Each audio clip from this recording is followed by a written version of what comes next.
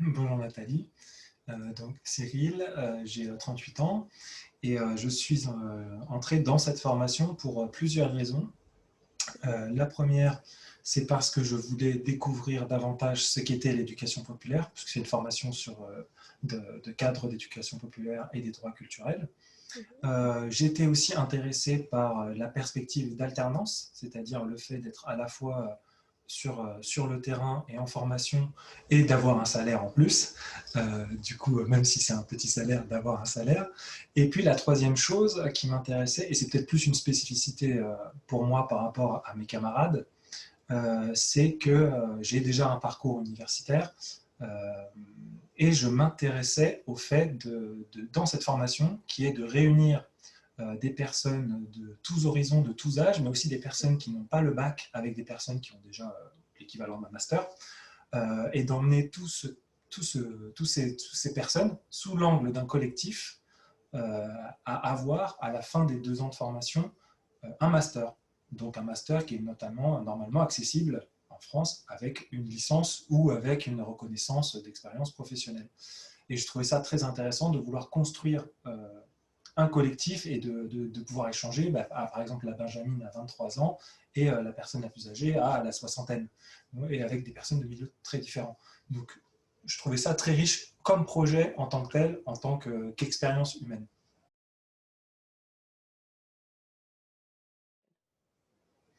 Alors, pour ma vie professionnelle, je dirais que c'était ce que je voulais découvrir, ce que j'évoquais, c'était la dynamique d'éducation populaire, Mhm. puisque la question de la transmission, de comment on transmet les savoirs, du rapport au savoir, m'interpelle beaucoup, Mhm. puisque j'ai déjà travaillé dans différents milieux où il s'agit de transmettre, j'ai publié des ouvrages ou des articles, j'ai été dans des conférences, et c'est réciproquement, j'ai lu, j'ai Mhm. reçu, donc je me disais, comment on fait comment on sort d'une logique verticale et comment on permet finalement de travailler ce savoir partagé et de travailler à l'émancipation individuelle et l'émancipation collective. Il y a un truc qui est très important pour moi, c'est travailler l'esprit critique. Mhm. Surtout dans une société actuelle où finalement les informations, on les a, on en a plein, mais après il faut savoir déceler laquelle, comment elle est construite, comment elle est sourcée, d'où elle vient, Mhm. pourquoi, et se construire après son propre avis, mais qui soit un minimum éclairé. Donc c'est ça qui m'intéressait, ce travail-là, et Mhm. notamment la question donc des pédagogies, c'est-à-dire Ok. comment on travaille l'éducation, la transmission, le rapport aux autres Mhm. dans une dynamique pédagogique, mais qui ne soit pas traditionnelle, qui ne soit pas verticale, qui ne soit pas descendante, et qui puis en plus soit dans une logique de j'apprends aux autres, mais les autres m'apprennent aussi.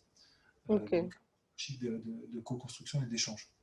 Ok. Et Merci. j'étais intéressé par le fait de voir comment l'université, puisque la particularité de cette formation, c'est qu'elle est à la fois portée par une université et par donc Mhm. une fédération de régionale de MJC d'Île-de-France, donc un réseau Mhm. d'acteurs populaires, d'éducation populaire, pardon. Mhm. C'était aussi de voir comment ils travaillaient ensemble et comment l'université pouvait se décentrer et avoir une autre façon de travailler et de transmettre le savoir que les cadres académiques auxquels j'ai pu assister, qui sont Mhm. très souvent descendants. Voilà.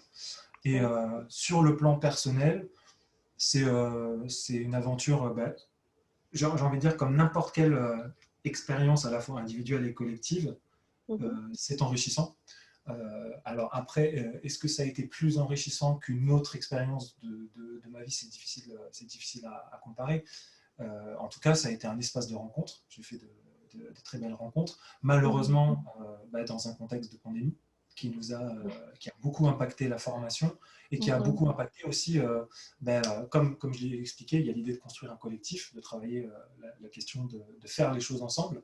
Mhm. Ça a beaucoup impacté cette dynamique. Et du coup, ça, il a fallu parfois s'adapter pour reconstruire les liens, enfin pour maintenir les liens plutôt que les reconstruire, maintenir les liens. Et, Mhm. euh, et ça, c'est pas simple. S'il te plaît. Alors, en fait, je vais un peu me répéter parce que Mhm. après, ma singularité, c'est que j'arrive dans cette formation en ayant déjà des connaissances académiques assez larges. Et déjà, en plus, comme je t'ai dit, mon âge, en ayant une expérience sur le terrain. Et comme je change très régulièrement, j'ai vu pas mal de choses différentes. Donc, j'ai déjà assez accumulé d'expérience. Donc, il y a des éléments dans lesquels je ne faisais qu'approfondir et je ne découvrais pas.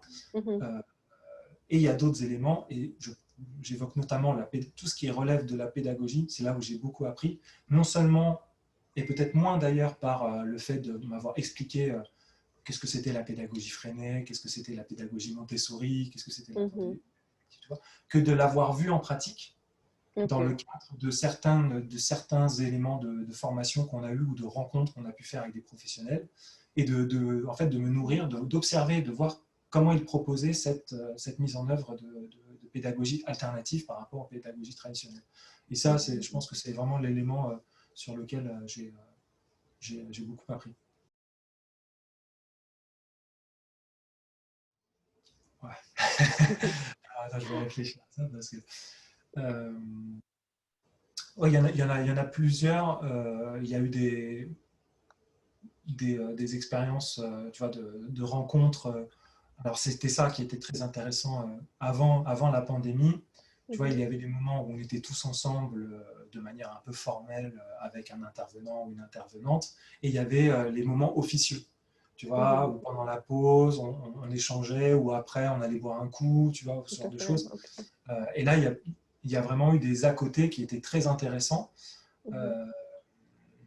Et ben, il y a une expérience, alors c'est par le fait que c'est avec une camarade de promotion, mais par exemple, la première personne extérieure que j'ai revue juste à la veille de la première sortie du confinement, c'est quelqu'un de la promotion que j'ai retrouvé sur un banc, tu vois, d'une cité, parce qu'en fait, elle habite Montreuil et moi, j'habite à Noisy-le-Sec, donc en fait, on peut se retrouver comme ça.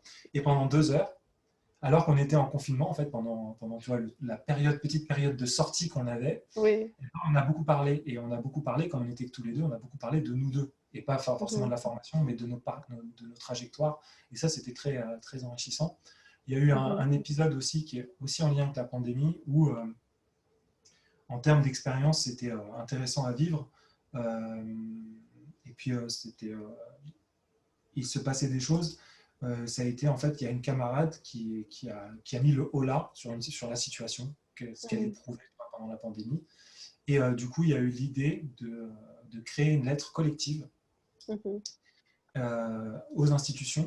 Ce qui n'a pas été simple pour moi, parce qu'à ce moment-là, non pas que je ne voulais pas m'impliquer, c'est que je me suis retrouvé pendant le premier confinement, pendant une semaine, à être sans Internet et sans téléphone. Donc j'étais complètement exclu du monde. Enfin, j'avais le téléphone, mais la 4G marchait par à-coup, malheureusement. Donc c'était un peu compliqué, tu vois. Et finalement, quand j'arrivais à les joindre ou quand je pouvais retravailler avec eux le sujet, c'était un moyen pour moi de me sortir et d'être avec eux. Donc ça, c'était assez important à vivre, c'était émouvant. Et après, bon, bah, ça a été, comme on peut imaginer, la création d'un collectif avec des personnes qui ne se connaissent pas à la base. Donc c'est une création un peu artificielle, avec des personnalités très différentes, plus ou moins sensibles selon les sujets. Il y a eu pas mal de clashs, il y a eu pas mal de percussions. Et des fois, ça n'a pas été simple à vivre. Et je me suis retrouvé au téléphone avec, tu vois, 2-3 fois avec une personne pendant plus de 2 heures au téléphone, tu vois, à essayer de discuter avec elle, de travailler, d'avancer. Voilà, ce sont plein de petits moments d'émotion. C'est difficile d'en sortir un comme ça, mais il y en a eu plusieurs.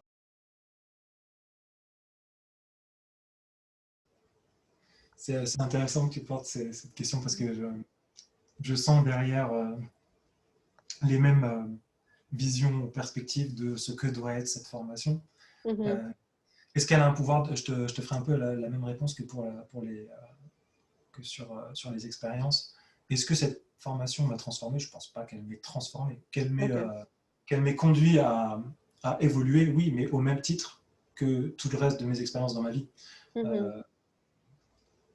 Le Cyril qui est entré en formation n'est pas le même que le Cyril qui sort en formation, de même que le Cyril qui sort de formation ne sera pas le même que le Cyril un an plus tard. Tu vois. Alors, choses qui sont très ancrées, c'est-à-dire que, par exemple, j'ai plein de choses qui ont mûri ou qui ont travaillé ou qui évolué, mais je ne suis pas un homme nouveau à la sortie Oui. de cette formation, si tu veux. Non. Euh, Par contre, oui, ça m'a fait faire, comme on dit, comme on aime bien dire en éducation populaire, des petits pas de côté, ça oui. Mhm. Par contre, j'ai pas fait de bond de géant, ou, tu vois, j'ai pas eu de révélation. On pourrait dire ça comme ça, j'ai Mhm. pas eu de révélation. Ok. Donc, ça, c'est tout. Merci pour votre temps. Je t'en C'était prie.